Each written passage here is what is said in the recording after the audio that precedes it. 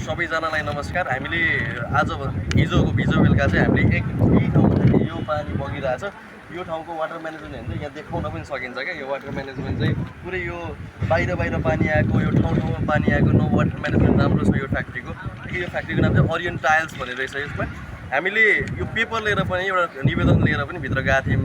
भित्र जाँदाखेरि चाहिँ यहाँको न व्यवस्थापन राम्रो छ, जेनरल म्यानेजर पनि छैन अरे, म्यानेजर बिन यो फ्याक्ट्री रहेछ। एकजना मान्छेलाई गेटको दाइले चाहिँ कन्ट्याक्ट गर्न दिनुभएको थियो।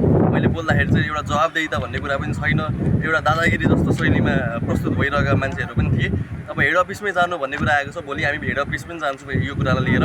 तर एकचोटि मजाले हेर्दाखेरि चाहिँ यो पानी कति दुर्गन्धित छ। यो पानी दुर्गन्धितको कुरा एउटा भयो होला, तर यो पानी बाहिर आइरहँदाखेरि भोलि यो बस्ती डुबाउन पनि सक्छ।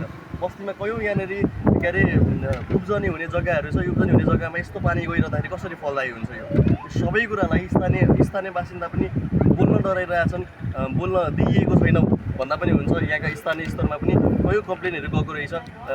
त्यो कम्प्लेनलाई पनि सम्बोधन नभइरहँदाखेरि एउटा स्थानीयको आवाज बोल्नको लागि सशक्त युवा समाज रहेको छ। हामी चाहिँ चुप लागेर बस्ने छैनौँ यहाँनिर।